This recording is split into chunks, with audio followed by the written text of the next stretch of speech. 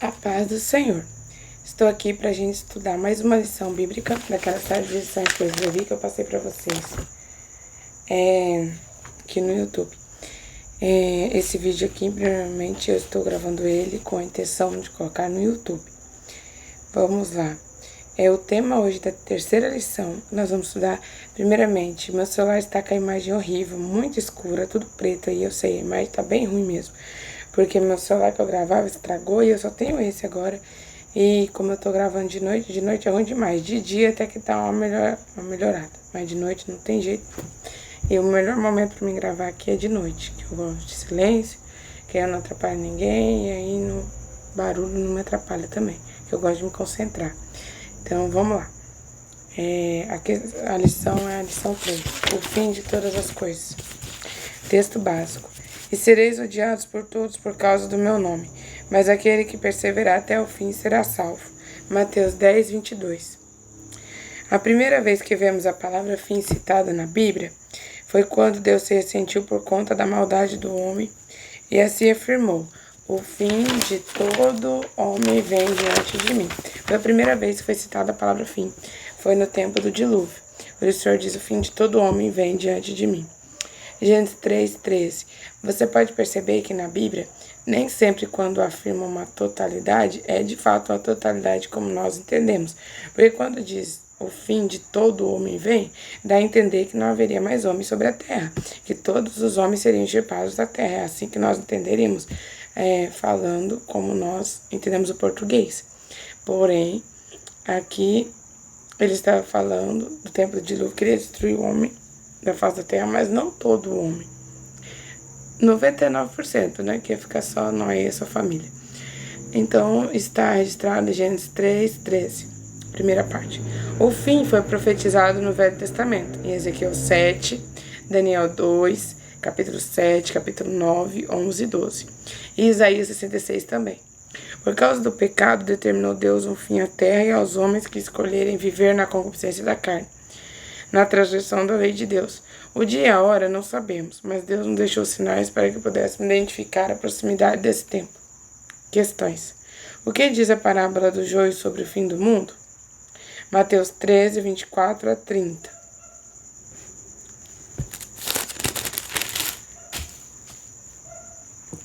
Outra parábola lhe propôs, dizendo: o reino dos céus é semelhante a um homem que semeou uma boa semente no campo. E enquanto os homens dormiam, veio o inimigo dele, semeou o joio no meio do trigo e retirou-se. Quando a erva cresceu e produziu fruto, apareceu também o joio. E vindo os servos do dono da casa, disseram: Senhor, não semeaste boa semente no campo? De onde vem o joio? Ele, porém, respondeu: um inimigo fez isso. Mas os servos lhe perguntaram: queres que vamos e arranquemos o joio? Não, replicou ele. Para que eu separar o trigo, não arranqueis também o joio, também não arranqueis o trigo com ele. Deixai-os crescer juntos até a colheita, e no tempo da colheita direi aos ceifeiros: ajuntai primeiro o joio, atai em feixes para ser queimado, e o trigo recolhe no meu celeiro. Aqui, do joio sobre o fim do mundo. Aqui esta parábola fala sobre o fim do mundo. Quando fala o trigo e joio, está falando de crentes verdadeiros e crentes são falsos crentes, que estão na igreja, mas que foram plantados pelo maligno, que causam divisões, que causam problemas, que estão lá para escandalizar, envergonhar o evangelho, para tentar pôr tropeço na vida dos irmãos, para ficar julgando, condenando, arranjando problema, para agir com desonestidade, com ambição, de forma que não agrada a Deus. E aí, às vezes, se arrancar o joio, pode se arrancar o trigo também, porque às vezes tem uma família onde a mãe, vamos dar exemplo, é trigo e o filho é joio, mas se tirar o filho dali, a mãe pode também se entristecer e se retirar do caminho e isso atrapalhar a vida deste. Então, é nesse sentido. E aí o que acontece? Aí o Senhor vem falar para deixar até a colheita. A colheita é o dia do juízo final, quando Jesus vai voltar. E aí fala que vai juntar o trigo, que arrebatar o povo de Deus, os demais serão mortos, né? Mas para sai da boca de Deus. Então vamos para a próxima questão. Questão 2. Como será no fim do mundo, na consumação dos séculos? Mateus 13, onde já estamos. 47. O reino dos céus é ainda semelhante a uma rede que, lançada ao mar, recolhe peixes de toda espécie. É 47 a 50, gente. E quando está cheio, os pescadores arrastam para a praia e, assentados, escolhem os bons para os cestos e os ruins deitam fora. Assim será na consumação do século. Sairá os anjos e separar os maus dos justos. E lançarão na fornalha acesa, e ali haverá choro e ranger de dente. Aqui está falando que o Senhor vai separar os justos dos injustos, os bons dos maus. Parecido com a separação do trigo e do joio. E diz que os anjos do Senhor que vão fazer essa separação. Amém? O que disse Jesus aos seus discípulos a ser questionado sobre que sinal haveria da sua vinda e do fim do mundo? Mateus 24, 4 a 8, 11 a 14 e 21 a 24. Eu vou ler só um pouco, tá, gente? 24, 4 a 8 diz assim: Veja que ninguém vos engane, porque virão muitos em meu nome, dizendo eu sou o Cristo, e enganarão a muitos. E certamente ouvireis falar de guerra e rumores de guerra, vede, não vos assustei, porque é necessário assim acontecer, mas ainda não é o fim. Porquanto se levantará nação contra nação, reino contra reino, fome e terremotos em vários lugares. Porém, tudo isso é princípio de dores. Agora, 11 a 14. Levantar-se-á muitos falsos profetas e enganarão a muitos. Até aqui nós sabemos que tudo já aconteceu. Por se multiplicar a iniquidade, o amor se esfriará de quase todos. Isso também já vimos. Aquele, porém, que perseverar até o fim, esse será salvo. E este evangelho será pregado do reino, será pregado por todo mundo para testemunho de todas as nações, e então virá o fim. Ara 21 e 24 diz: Porque neste tempo haverá grande tribulação, como desde o princípio do mundo até agora não tem havido e nem haverá.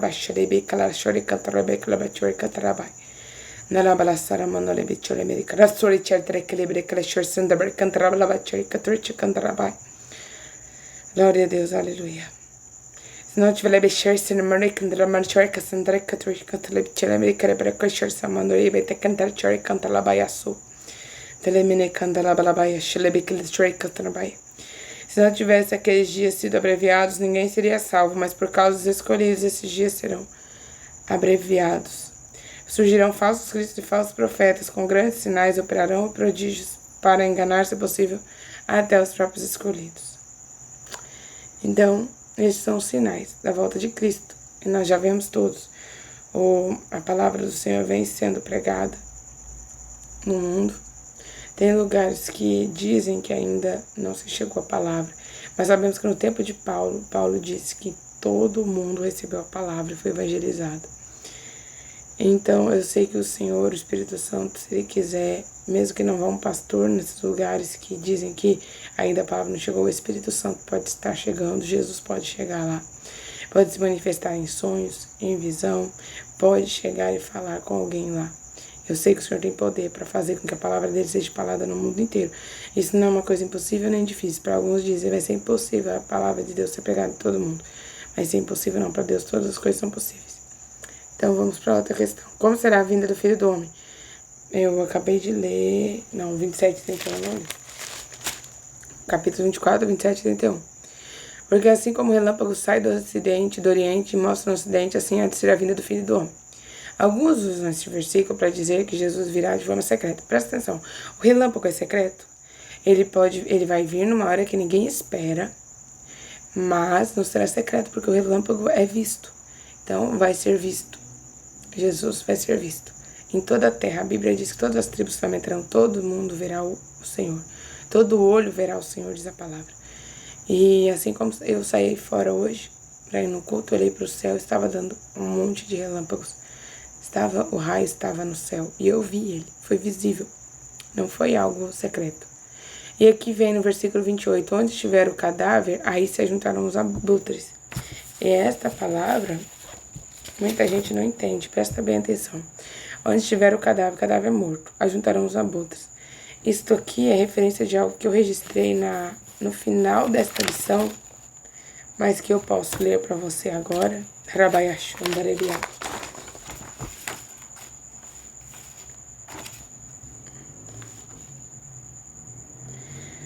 Onde estiver o cadáver, aí se juntarão os abutres. Na versão da linguagem de hoje, diz: onde estiver um morto, ajuntarão os abutres.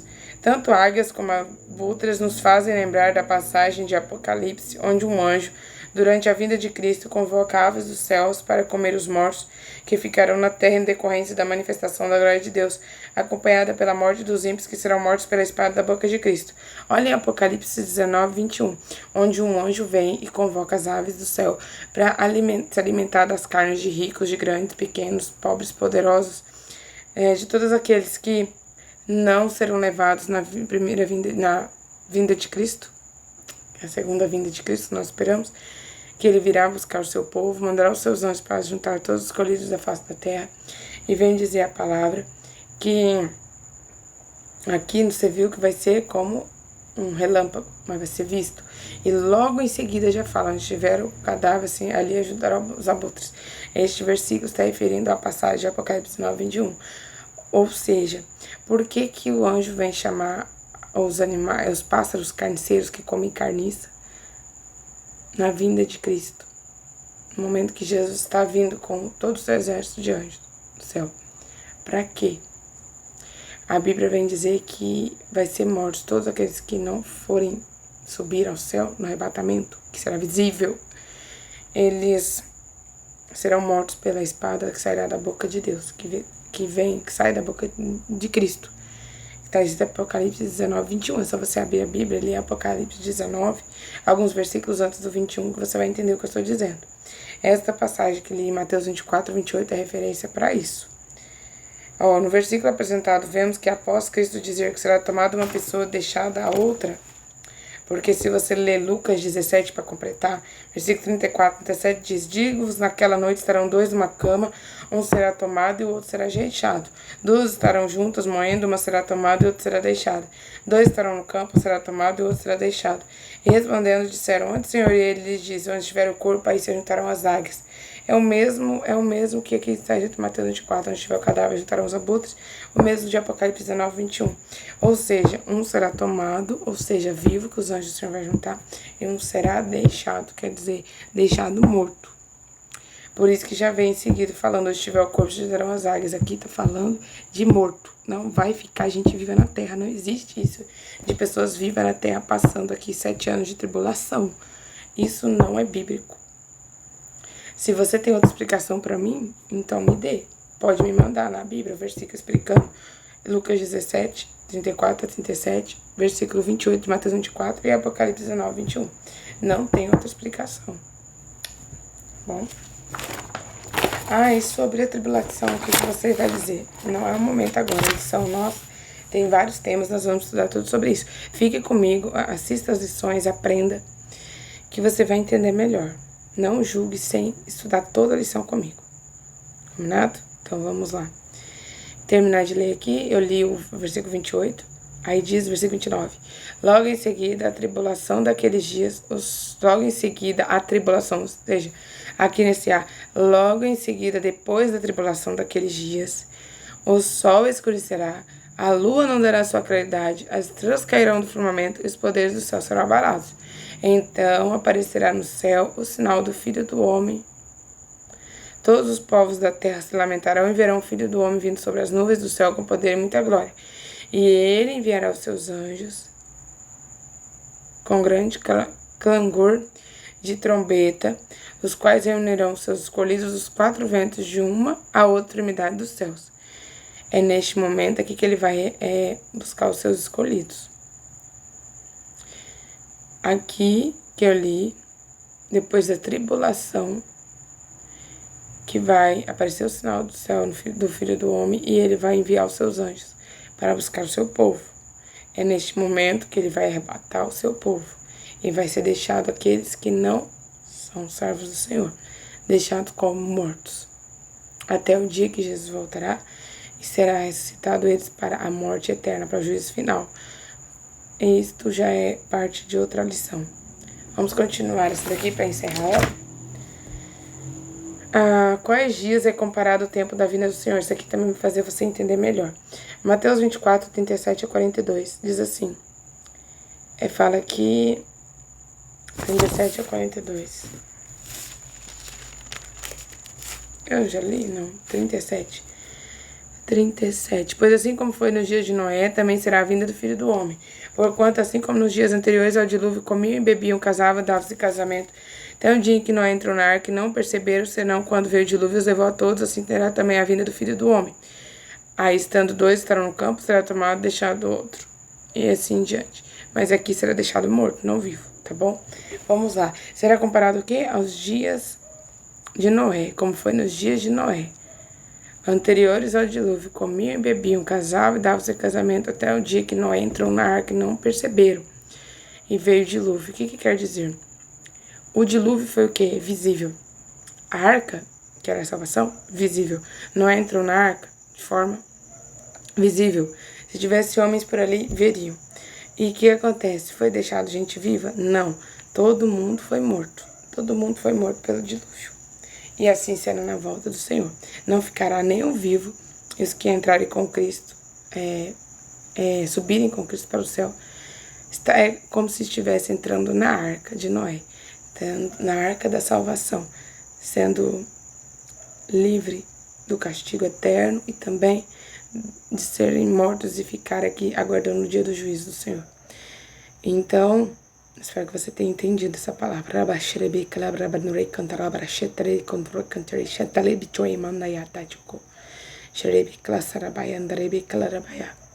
Glória a Deus. Vigiai, porque não sabeis em que hora vem o vosso Senhor. Que conselho temos quanto à proximidade do fim? 1 Pedro 4, 7 a 11. Você pode ler na sua Bíblia, eu não vou antecipar porque o vídeo já está muito grande para me postar, vai ser um pouquinho complicado, que demora, às vezes não carrega. Então eu vou tentar agora, você pode ler na sua Bíblia, eu vou ler como respondi na minha lição. 1 Pedro 4, 7 a 11 e 1 Tessalonicenses 5, 1 a 6. Fala para que sejamos sóbrios, para vigiarmos em oração, servindo uns aos outros, não ficar em trevas, dormindo espiritualmente, para vigiarmos, para não ficarmos dormindo espiritualmente, como as virgens, ter reserva de azeite. Tá bom, gente? Vamos para a questão 7. O que disse Paulo sobre a vinda do nosso Senhor Jesus Cristo? Segundo Tessalonicenses 2, 1 a 12.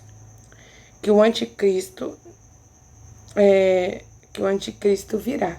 Fala sobre o anticristo que virá, que se manifestará. Antes da volta de Cristo, ele se manifestará. Segundo Tessalonicenses 2, 1 a 12. Vamos para lá, que é muita passagem. É só ler o que está ali.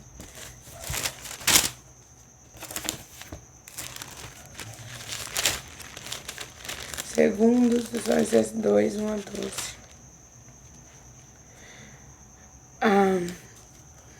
Ninguém de modo algum vos engane, porque isso não acontecerá, o dia do Senhor, que é o versículo 2, fala sobre isso. Não acontecerá sem que primeiro venha a apostasia e seja revelado o homem da iniquidade, o filho da perdição, qual se opõe, se levanta contra tudo que se chama Deus e é objeto de culto a ponto de se assentar no santuário de Deus, ostentando-se como se fosse o próprio Deus. Agora vamos ver até o versículo 12. Com efeito, o ministério da iniquidade já opera e aguarda somente que seja afastado aquele que agora o detém. Então será de fato revelado o iníquo a quem o Senhor Jesus matará com o sopro de sua boca. Esse aqui já lembra-nos de Apocalipse 19, 21. O que eu li sobre matar com o sopro de sua boca. E o destruirá pela manifestação de sua vinda.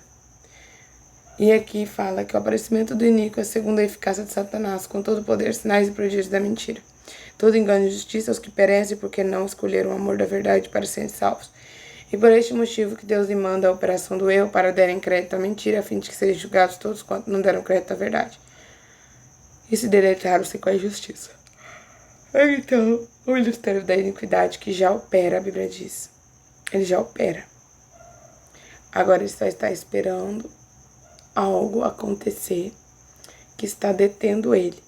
Alguns dizem que é a igreja que vai ser arrebatada secretamente, mas não tem lógica isso. Porque senão nós vamos ter que rebater outros versículos e nós não vamos conseguir acreditar na palavra. Muitos versículos provam que não é isso. E o que acontece?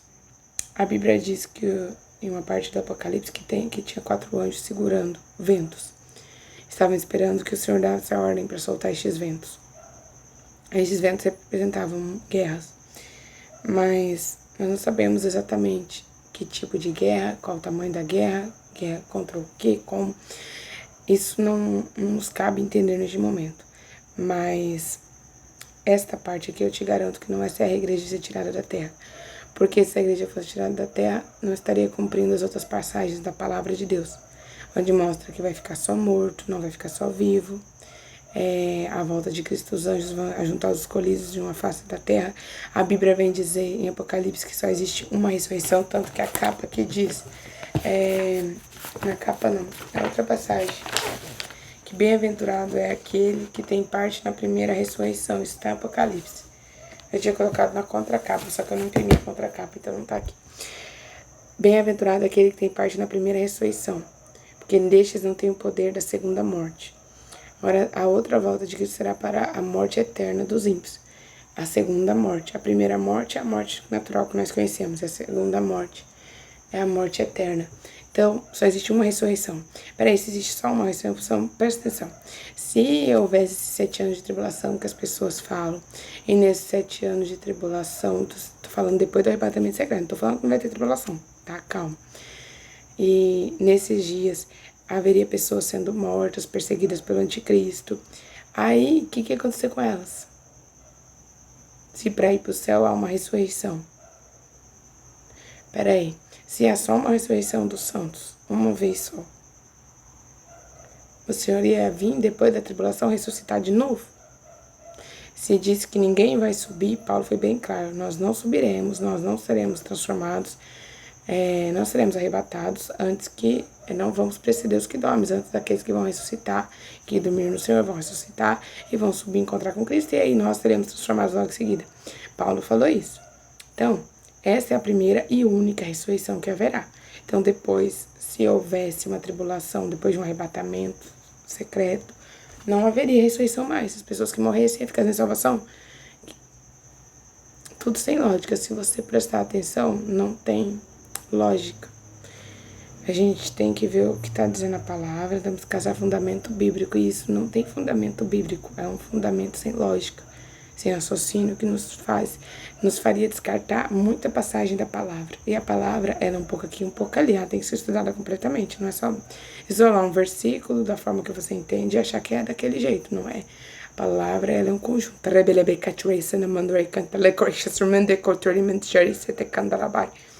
Chile be gracious Monica the Burka Chandri Cantrica Shrek Rebia Catalitrek Cantalabai.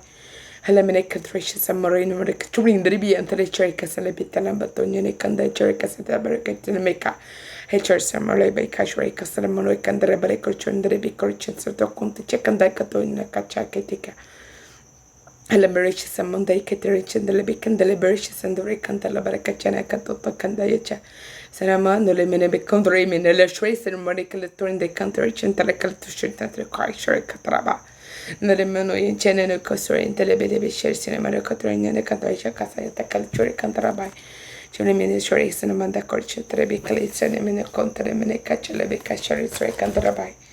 Lebicoricious and Moderate Chelebai Cassan Ray Cantarich and Tomorina Manarica Cheleca Soto Cheneva. No libero chore serebia telecandra balabaia chore telecalebia. Vamos ler a conclusão. Jesus falou dos sinais que antecederiam Jesus falou dos sinais que antecederiam o fim, usou parábolas para falar deste tempo vindouro. Somos aconselhados a vigiar e permanecer e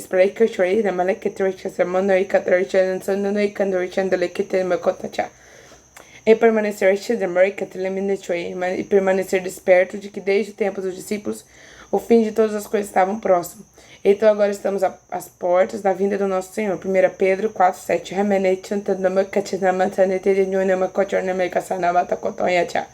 Se Pedro pregou que o fim está próximo, quanto mais nós devemos pregar o mesmo. Apocalipse 1, versículo 3, 22, versículo 10. Fiquemos atentos à última profecia que se cumprirá antes da volta de Cristo, a manifestação do homem do pecado, citado por Paulo em sua carta aos Telebecaites, a manifestação do homem do pecado, citado por Paulo em sua carta aos Tessalonicenses, a qual está se desdobrando diante dos nossos olhos. O caminho deste está sendo preparado. Somente quem está com os olhos espirituais abertos pode ver e compreender este cumprimento profético.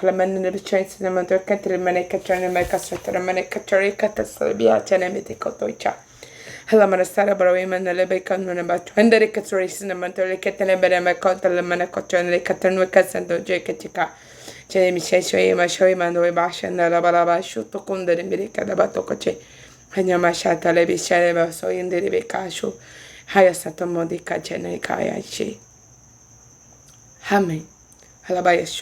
Glória a Deus. Deus abençoe.